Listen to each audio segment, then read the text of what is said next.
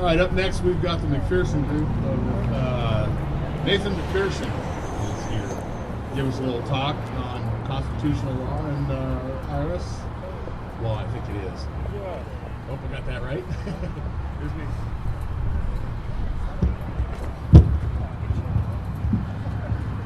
Who out there likes taxes?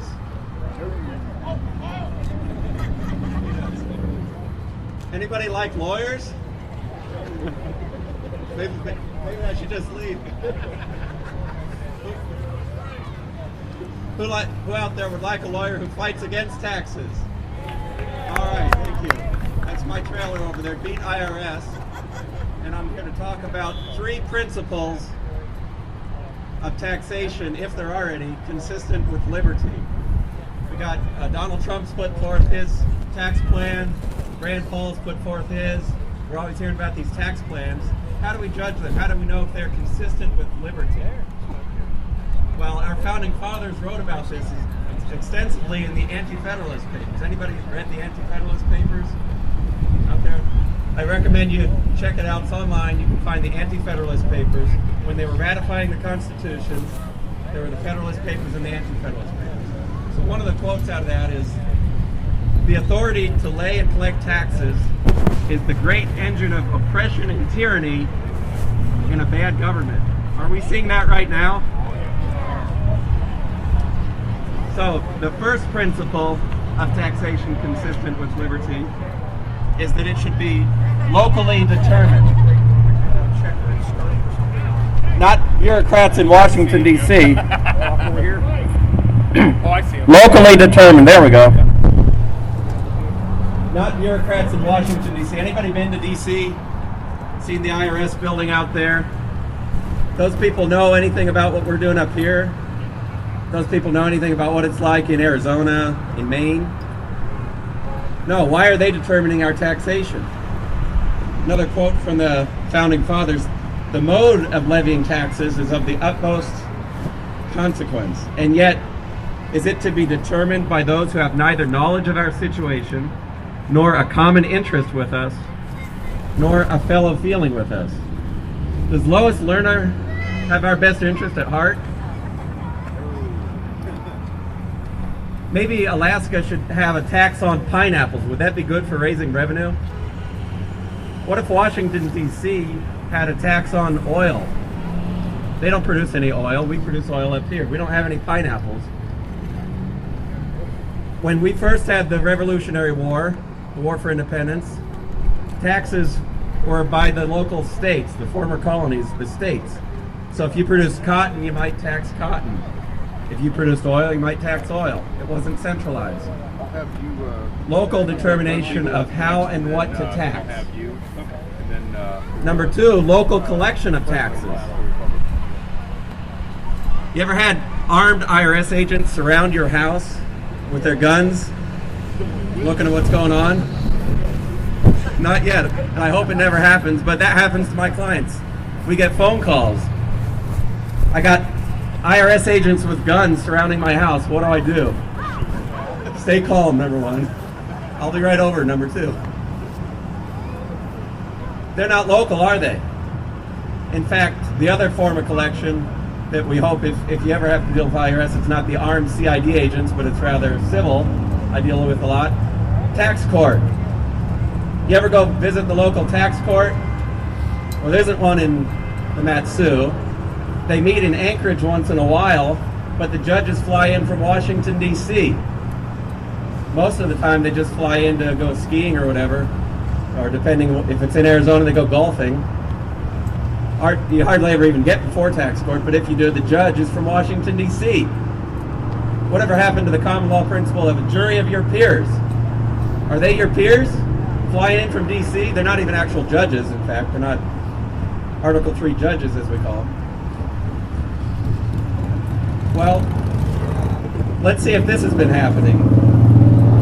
Brutus, author of the Anti-Federalist, he went by the name of Brutus, said, "If it ever should be found necessary to curse this land with these hateful excise men." Did they like taxes?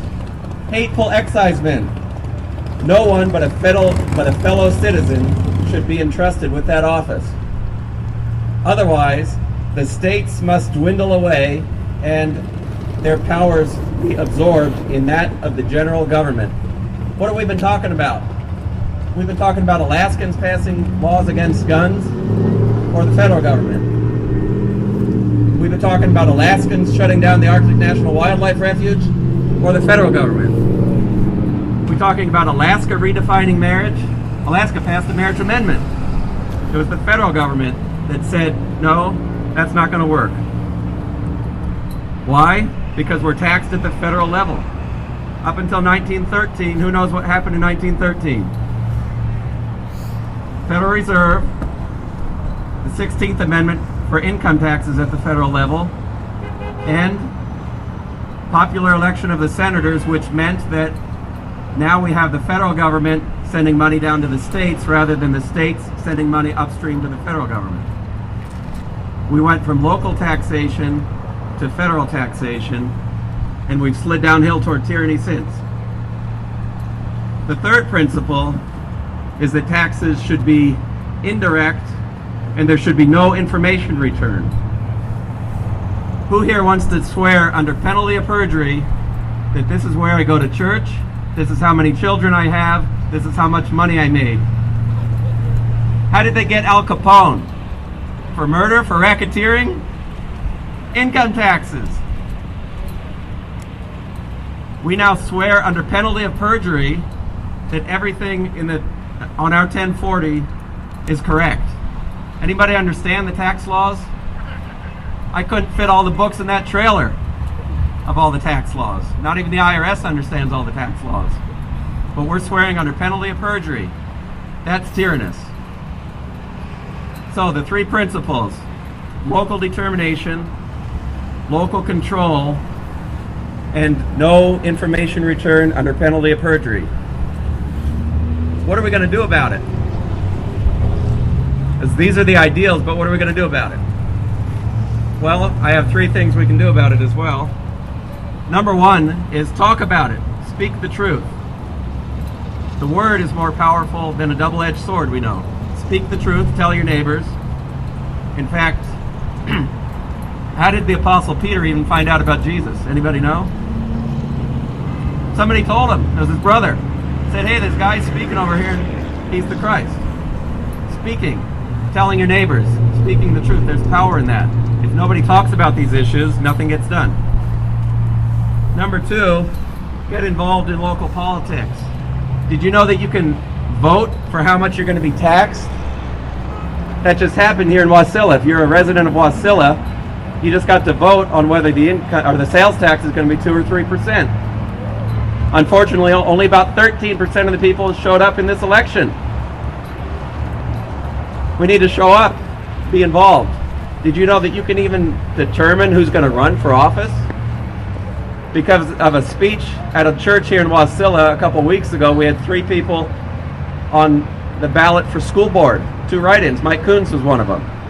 Because people got involved in local politics. Mike got involved to run, as well as the other people. Other people got involved to get him on the ballot. Unfortunately, only 13% of the people showed up to vote on it. Get involved in local politics. Number 3 is inform yourselves. Knowledge is power. If we don't know about the issues, how are we going to do anything about it?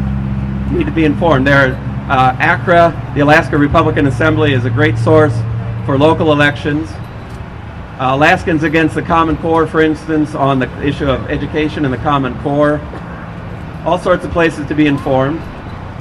So again, speak the truth, tell people about it, get involved in local politics, and educate yourselves.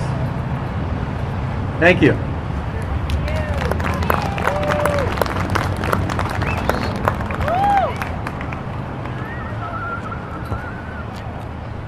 All right, up next, we got Glen Biegel, local talk show host with KOAN and KVNT right here in the Valley.